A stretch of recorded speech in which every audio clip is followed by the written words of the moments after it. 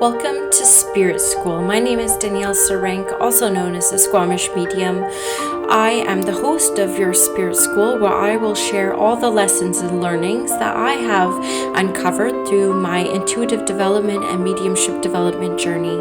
I am a professional psychic and medium, an intuitive teacher and mentor, and I look forward to walking alongside you on this journey.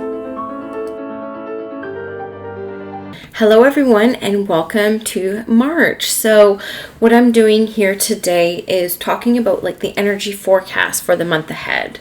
So March is a wonderful month of the year. It's one of my personal favorites because we're starting to come out of that winter darkness.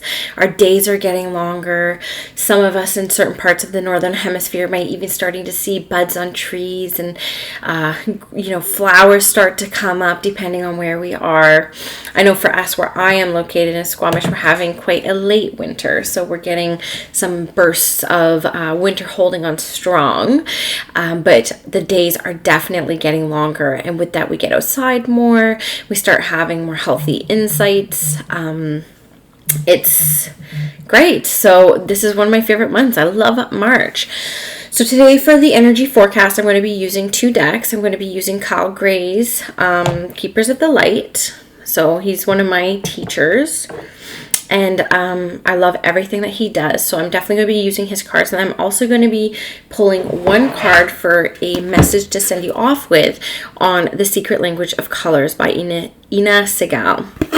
This is a new deck that I just got that I absolutely love. Okay, so this is how I'm going to start. So I really wanted to pull just an overall message for the collective when it comes to what's going to unfold for us for March. And I pulled the card of hope, love, and acceptance. And you can see love is yours. Recognize your divine worth and choose loving thoughts. So this comes up a lot in my sessions for this past month. So I'm glad that this came up for the energy moving forward in March, because this came up for me even within my own self around divine self-worth. We all struggle a little bit thinking that when we love hard on ourselves, or when we put value onto our offerings in life, that we're being egotistical, or that, our challenge when it comes to our divine worth really comes up, and that shadow side around that will start to rear its head. So this is really saying, hope. It's just love and accept yourself, and you have divine worth. And on my podcast episode I released last week around that self-doubt pep talk, this is what came up to me, and what the angel showed me for an exercise to do for myself was to go into a meditation and bring out my 7-year-old self and talk to my 7-year-old self and tell my 7-year-old self how worthy I am of all the joy and amazingness that life has to offer. And it was a real challenge for me, and a really beautiful experience I had on really identifying, I do have a lot of worth, and I am loved by myself first and foremost. And it was a beautiful experience. And I tell you, ever since then, there's been a lot of clarity in my life when it comes to myself and my worth. So that's your major message going for the month ahead, is around those self-dialogues, that inner dialogue that we talk about ourselves, how much we love ourselves, and to choose loving thoughts. Okay, it should be a little bit easier with spring when we have more of again that let's get outside, let's go get some fresh air, let's get that new perception, right? We've spent a long winter inside in our own thoughts and our own minds. Now the next 3 cards I pulled, I was asking Spirit, what should I pull? And I usually like to do mind, body, spirit, but this time they told me to pull the Strength Heart Challenge, okay? So the Strength card for the month is charity, prayer, and contemplation. Connect with heaven, and ask and you shall receive. So this is a huge calling from the angels and from your spirit teams to start talking to them and asking for some help and guidance.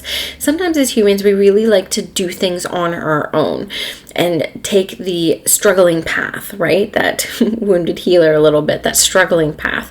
Here, the angel's saying that our strength is that we have divine guidance teams, and that they are just waiting for us to call upon them so that they can jump in and help. But a lot of the different, especially angelic realms, don't come in and don't intervene unless we ask. Whereas our guides will sometimes more or less come in when they see that it's going to work out for our best. So this is basically saying pray, get into that state of contemplation, whether that's, just getting quiet with a cup of tea in nature, going for a walk, or starting that meditation practice. And you'll get my new moon in Pisces forecast in the next couple days, and a lot of this comes up in there. Okay, so this is just really validating what was coming through me earlier when I was writing and recording the new moon in Pisces. So that's going to be coming up. So ask and you shall receive. This is where we cannot be so humble. This is where we're going to ask for the big stuff. We're going to ask for what we truly, really want without worrying if it's too much or if we deserve it, right? Our self-worth is in check after that last card. So we do deserve it, and we deserve all the joy our lives have to offer.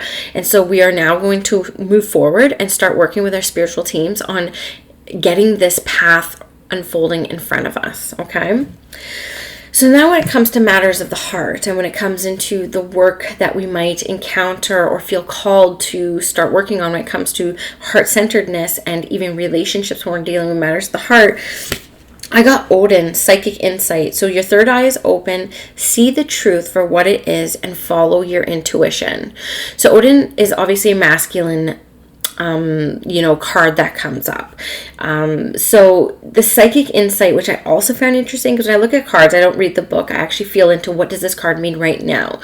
And when I was writing my new moon in Pisces energy is really that psychic energy, and all signs have psychic abilities. I'm not saying Pisces is more psychic, but when we're working in rhythm with Grandmother Moon, it's a really good time to start harnessing and developing our intuitive abilities, and that's what comes up with this.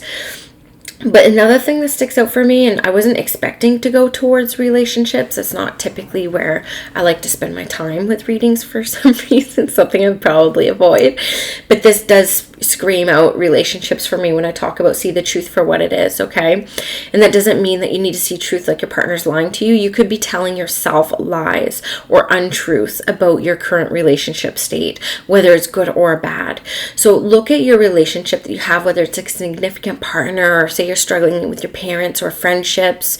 Look at what the real truths are, not the truths that you tell yourself based off of stories that are completely swayed by our lived experiences, but the real actual truths, right?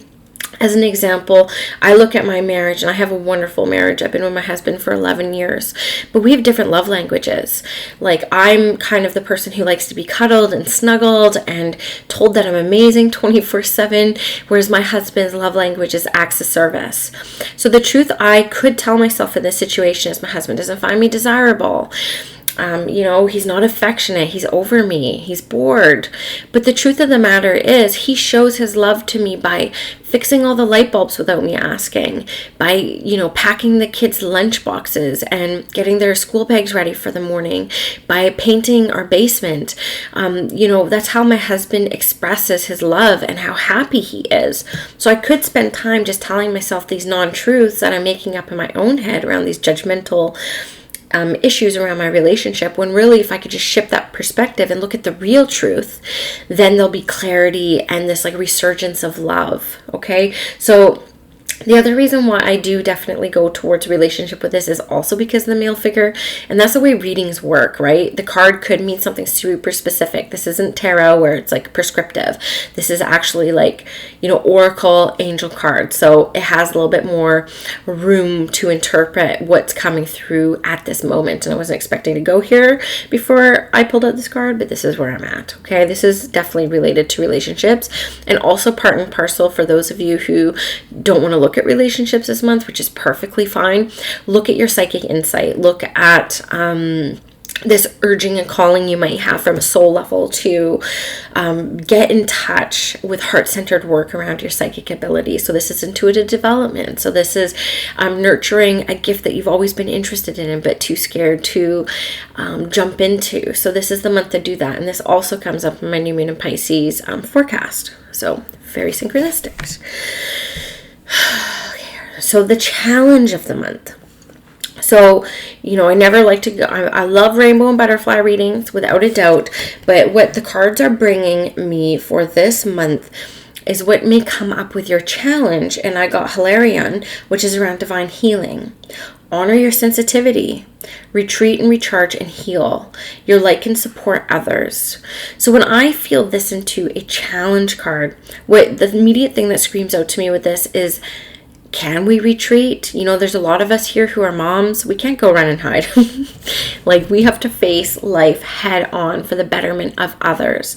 So this is something that may come up as a challenge. There's going to be this yearning for, you know, this retreating and this like time for ourselves, and how do I get away and nurture myself so I can be my best self for everybody else around me. This is going to come up as a real challenge because, you know, anyone who's watching this is drawn to the intuitive life, and that's a life of service. So let's give. And what this card says is around this healing, around needing to preserve and nurture ourselves as well. So you may come up with a challenge this month on actually, you know, it's going to be actually implementing that and actually doing it. This card is beautiful green, and that green is very healing to me. It's got crystals, and the light that you have can support others also sticks out for me with this. So we're not going to be of wonderful service to others unless we're service to ourselves first. So that is always going to be the challenge. And I'm speaking to all the moms out there listening and watching, because that's just one of our greatest challenges of being a matriarch in our families, right? But do know that with this card, I actually feel in my heart angelic energies very much around supporting this, and that they see this, and that they will bring you inspirations on how to sneak away and how to do it in a way where you feel supported when you're away and not guilty. So look for those yearnings to go out into nature. I'm hearing right now. I'm actually like seeing visions of walking in the forest. It's like even to the store, if you can take the path that takes you through the woods. That's like almost like they show me this resurgence from Mother Earth, really neutralizing like the cells and the nervous system, and that's what Spirit is showing me. They're like, it's even like the little things. So even though it appears as a big challenge, because what we really want is a day at the spa. Right? That's to us as retreating, but for some of us it might just be taking the longer way to the grocery store. And just honor it and be gentle with yourself. But that's going to come up as your challenge for sure. So the other thing I really wanted to do as part of these energy forecasts is I love colors. I mean, anyone who works with me, I don't necessarily do aura readings, but colors do come up a lot, and colors do speak to me. And anyone who does angel readings or aura readings, hopefully this will resonate with you. But I also wanted to just end off the forecast with you know, a message from a color. And the color that I picked out was coral, and allow flow and synchronicity into your life. Okay, so we're into Pisces, and we're going to be going into Aries. So Pisces is a very mystical sign. It's like the mystic sign. And so there's like a lot of surrendering with Pisces energy. And when we do surrender, that is when we allow in the flow and the synchronicity. Because if we're trying to control everything around us and really like strategize, you know, strategize to death. I mean, strategy is good in any business and life, but there is a point where you over strategize to the point where you don't allow a lot of space for your like creativities to blossom or grow or hop on the path that's like supposed to unfold in that path of ease. So the color coral is really around allowing that flow and giving your life some space and some breathing space. If you get a new idea, just like tap into it a little bit and then back away a little bit and just let that energy be and give it some space, and then look for the synchronicities to come up to you and follow those from then on out. Okay, I'm trying to think of an example of what I can use, but you know, like I have this idea, like I really want to do a group where I do readings every month. It's a way for me to work with more people because I only have so many one-on-one sessions like even available. But there's a lot of stuff that comes up with that when we talk about, you know, this love and acceptance and this the self-value and the self-worth. Like, who are you to do that? Well, it's what I want to do. So what I've done is I've placed that out to spirit, saying, this is what I think I really want to do. And now I'm just like not strategizing about it. And I'm just waiting for these inspirations to come to me and these synchronicities. And I've already been receiving signs that this is a viable path for me, and that spirit supports it by some of the signs that they've been bringing me. So how that's come to me is I've actually come into my awareness other people who are doing very similar things. I'm able to join them and see how free and fun and exciting it is, not just for the participants, but the reader as well. So those are kind of like synchronicities for me. So that's giving me the space to allow the flow to come in. So that's going to be another big message for the collective, is around, when we come into spring, we're all go, go, go. Because when we go into summer, it's like action, action, action, right? It's like plant, harvest. And we just want to like go, go, go, get outside. It's long days. Let's keep going when we're coming out of this darkness of winter, where we spend a lot of time with ourselves, reflecting, getting in touch with our feelings again. So now we're on that cusp of kind of like coming out. And it's really about being reminded around that flow and around that surrendering and not trying to control everything. I hope that makes sense. That's what I pick up from this card. So how you can work with colors if you're interested. So if you're on my YouTube channel, you can actually physically see this card. Try not to get a bad reflection from the window. But you can see that card. And if you're on the podcast, you can't. But you can pull up on your phone or on the computer the color coral and just like feel into it. Just look into it and pay attention to everything that happens on your body. Like, are any chakras kind of like aching, or are any feeling like ignited or uplifted? And then what you can do is you can go a little bit further into the color. So you have the color, you see it with your physical eyes, you're paying attention to your body, how it's affecting you positively and negatively. And then you can start meditating on that color. So you can go into a deep meditation where you ground yourself and you, bring in that color. And if you're clairvoyant, you can physically, with your mind's eye, bring up that color again. Maybe you're looking at the card in your mind's eye, or you can, for the clairaudience, you can just start saying coral, coral, coral, and that carries a vibration with it as well. And then just allow that color to bring you messages, okay? And trust. Right? Wasn't trust one of these cards? Right? Asking, you shall receive. And it's just around like this trusting, this divine guidance is coming to you from this color. Because if you can do that with colors, if you can actually visualize on it and receive messages from it, you're only one step away from doing aura readings. And aura readings are amazing and fun, and anyone can do them, to be honest with you. I strongly and truly believe that. So if this is your first time or you're hearing about working with color and I give you that exercise, just try it out and let me know how it feels. And, I would love to hear about how it goes. So hit me up a message and let me know how coral resonates with you at a soul level. Other than that, the only other thing I really wanted to bring up around the energies around March is there's a lot of things with relationships coming up as a big theme. And it's not just relationships with our lovers and our partners. It's actually like friendships, business relationships, peers. Relationships is coming up quite a bit. I feel very strongly that we're on this real cusp of really understanding as a collective on how we use and extend our energy. And so we really pay attention to what drives us energetically around us. And sometimes we can find that there's certain relationships that don't really serve our energy well, and that, maybe remind us that we need healing in certain areas. And there's that saying, people come in for a time, a reason, or a season. Is that right? People come in for a reason, a season, or forever. There's something like that. I'm totally butchering that, but James Van Prague says it, and he says it way better than me. But, you can look at the relationships in your life, and if you do have a friendship like you've had for a couple of years, and all of a sudden, like there's these triggers that come up, or you're feeling a little bit exhausted around them, or, you've changed as a person because you've grown, or they've changed and you're just not like an energetic match. We have this loyalty in society where we just have to like stick it out, right? That's our parents' generation, our grandparents' generation. Like, you just got to stick it out. We're not there anymore. We have choices, we have agency, and we can make decisions on surrounding ourselves with relationships that serve us as well as us them. But what I caution here and what I feel called to speak about is really around, look at yourself in the relationship. Look at what serves you. A lot of times we will stick things out because we're more concerned about the other person, and that's noble. And that's very much a service mindset. But we really need to pay attention to ourselves and honor our energy.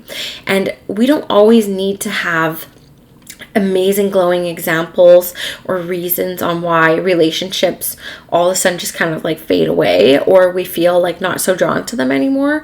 Just go with the flow and do a little bit of an assessment check on how's my energy when I'm leading up to meet this person, or when they call, or when they text. What comes up for me? And then just start to discern and decide, is this an energy that I want to surround myself with? Is this the best thing for my energy, for my goals and my dreams moving forward? There's nothing wrong with relationships, especially friendships, coming and going. As sad as that is to say, and as hard that is to say, that's been a big lesson of mine for the past year. I've had some huge, significant relationships fall apart. And I've seen a lot of it come up in my readings in this past month. And we just need to be really gentle with ourselves, and we need to just kind of like accept things for what they are and see our role in all of it, but also understand if, you need to let go of some of these relationships. Just look at yourself and just look at what you need as a soul at that time. It doesn't need to be dramatic. It doesn't need to be grandiose, like sending a love letter and Dear John letter. It could just be like start expending and placing your energy elsewhere, like on what brings you joy and the energies that you do want to bring into your life, and just trust the universe takes care of the rest. Your friend may pick up that's just not an energetic match anymore. There's ways to be kind and gentle when it comes to the dissolution of relationships, including friendships. So you can look into your own heart, how that resonates with you and how that message comes through, but that's just something that Spirit's been bringing through to me as I'm talking. And that's sometimes what happens as a channel. You're like, I wasn't planning on going there, but that's what's happening today. So those are the energies that I pull up for March. So I hope that some of these messages, if not all, resonated with you at some level. And if you enjoyed this energy forecast, please send it with your friends and share it, and leave a review or comment in iTunes if you're on the podcast, or YouTube if you're on the YouTube. So there you go. Have a good day, everybody, and have a good March. And we'll touch base for April's energies in a few short weeks.